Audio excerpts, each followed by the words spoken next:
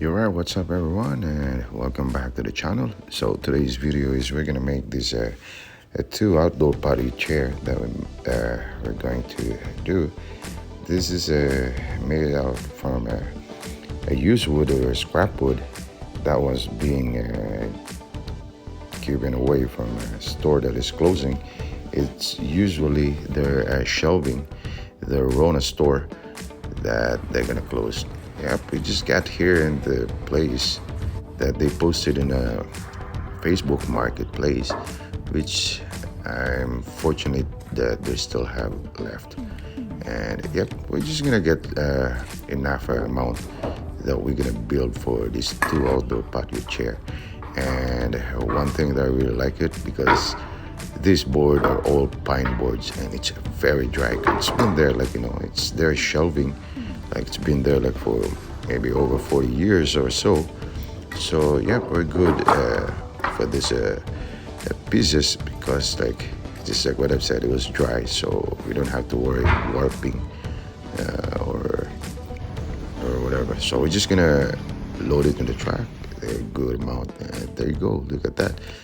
And of course this is a rough cut wood, so we have to pass it through with a thickness planer so that it will smoothen and we'll get the exact thickness that we need for this outdoor patio chair.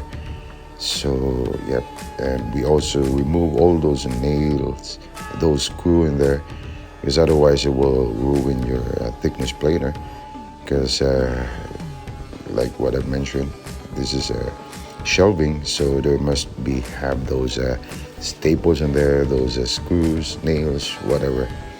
So yep, but we don't have to worry about those nail holes or those tiny holes when they're in there, because we're gonna patch that one. We're gonna fill it with a DIY wood filler that I made myself. It's really good, and you won't notice after the application of those. And yeah, we have a bunch of these pieces that we have to smoothen, but anyway, it's a free wood, right? So it's good, and we have to cut to its sizes. But before we do that one, we have to square all the edges because it's absolutely off squared. And yeah, I was so happy to see all these pieces after I pass it through my thickness planer. They're really a good piece. Like all those natural grains were so nice. Like I really love it. And those holes, those screw holes or whatever, those nail holes, it also gives additional character to the wood, which I really love it. Like it looks so like a rustic kind of wood. So it's nice. It's really nice. And for this, we have to taper this side, because this is the base for the leg, which is really like I need to do it this way. Like it looked like a modern classic type of outdoor patio chair. So yep, you're gonna see this one later, like how it looks like when it's assembled. But yeah, I'm pretty excited to finish this project because since this spring is around the corner and we're still getting this bit of snow here in Canada. So yeah, pretty excited to get this thing done, and then by summer we have a brand new outdoor patio chair. But yeah, we have to cut all these pieces accordingly to its sizes so that it will be like it's easy to assemble this one. And also one thing, I'm not gonna use any fancy or complicated joinery in here. Thanks for the Greg pocket hole jig, because that helps me a lot to make things easy in here. But yeah, we have these pieces cut, and we have it all we have it all the stuff we need. So all we're gonna do here is just gonna assemble this one. And yep, as you can see it here, I'm just using the pocket hole for the base of our chair. So that's how easy it is. But we have to reinforce this one with the glue. We have to. There are wires out there. You have to make it sure. If you want to make one of this, you have to make it sure that you use the right glue as well. That the weather resistant glue that could, like, because this chair will be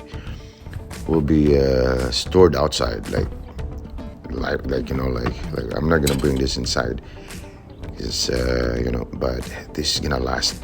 This is gonna last long because I have built one of this before, but it's absolutely different style. It's been like 8 years now. Still, I have it, and it's really good. Like I just applied it with a wood preservative, and it could resist the weather changes here, so it's good. And now we have to taper this back receiver, or the backrest of the chair. So that's how easy it is. Like, we're just gonna pass it through. This time I have to use my table saw because it's a longer taper. So yeah, that's how I did. And I'm gonna make a different video of this, that is step by step how I make it. But for this video, this is just a rough video that I make. So it's just gonna show you how did I turn out this scrap wood into something. So yeah, we have to chimper all these edges because it's a sharp edge, and this is a chair. I don't want anybody get hurt, and main purpose here to chimper the round. If you have a round over bit, that's also work. The main purpose of that is like to prevent any split, or if you're gonna bump the edges, the edges of this wood, you're gonna easily split. So yep, we have also to when we install the backrest or the back receiver of this chair, I need to notch this one so that it will give more sturdiness of the chair. And it's easy. Like, we don't need a fancy tool to make this one. Just a normal chisel, and if you don't have the circular saw, you can just use your pull saw as well, just to make these notches. Yep, you notice in here, that's how I'm gonna do all these things. It doesn't really give so much confusion or hard to do this one. It's just like a very basic carpentry in here. And yep, of course we have to make it nice, this one, because these notches in here, that also gives a good look to a project, to the chair. But yeah, it's just like that. And of course, for DIYers out there, I really want to inspire you to make one of this. It's really easy. It's not that hard. Just a basic tool for this. And I'm just fortunate to have my tools, because I was investing in my tools since then. So yep, everything will be easy. So yep, you can see this one. This is the back rest for this chair, and it's pretty, isn't it? Like everything is just, all the plan is just like the back of my brain. Like, I don't really have a concrete plan for this. Like I have to do it. No, nothing. Just try to figure out everything, pre-cut all the pieces, and assemble it. And yep, just like what I did before, I have to chimp all the edges, because this will always gives additional look to the chair. And I really love it. It just turned out so good. Like every time I use my chimper, I love my rigid router. I just really love it. Like, it's so compact, it's so handy, and they really do the job. Like, I really thought, like, this compact router I have, like, I have this one for like 4 or 5 years, and never turned me down.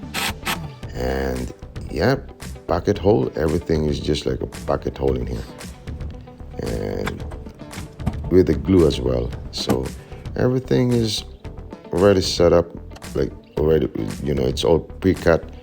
So the only thing we're gonna do is just assemble. So alright guys, like like if you like this video, just don't forget to hit that subscribe button and that notification bell as well, so that you will be updated to my upcoming one. And for now, just enjoy the video and relax.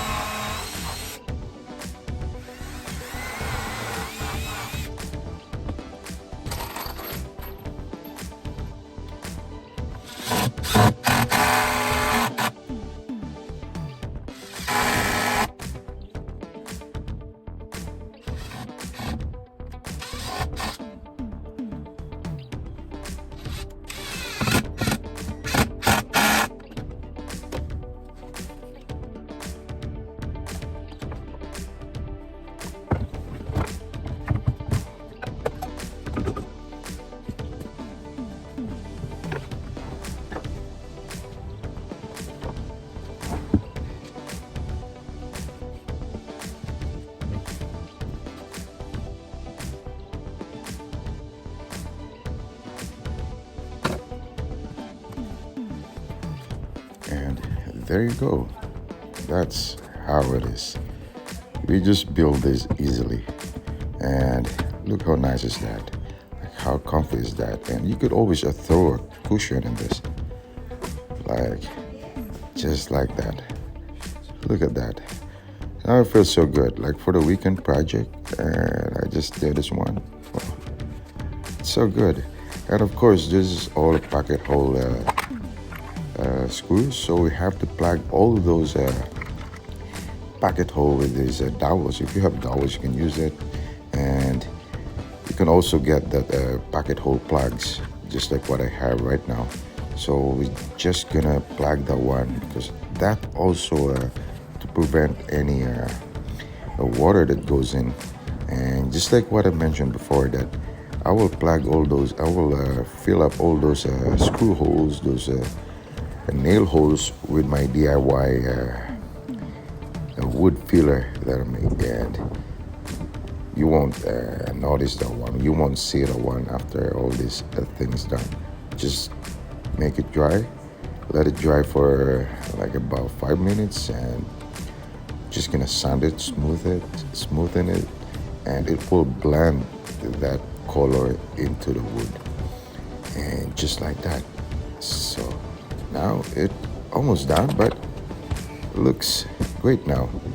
And there you go. Now time to stain. And yep, I already apply a wood preservative in this. As if you just notice that the wood that turns a little bit yellow because like that was a wood preservative. So I haven't filmed the one, but yeah, I did apply it. It just, I have a leftover from my shed sidings that I did 3 years back. So yeah, I just apply it and it still works, and it's good. And we have to stain this one. Yeah, the stain that I used here was the Jacobean, which I really like the color. I just prefer this one. It's just like a self preference. So you could always use different one, like different color, different type, but always use the outdoor stain.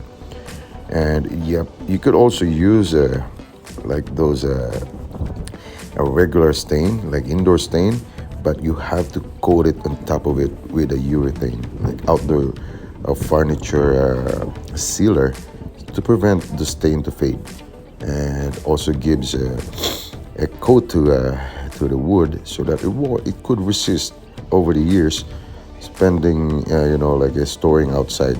So it's just like that. Like, look at that. Who could tell that this was a scrap wood? And voila! Look at that. How beautiful is that? And yep, I'm just so happy to have this, and this is gonna be ready for summer. And yes, it is beautiful, I would say it, because I made it, isn't it? Yep. And of course I did make 2 of this, and yep, the other one I have to stain, and a pair of outdoor patio chair.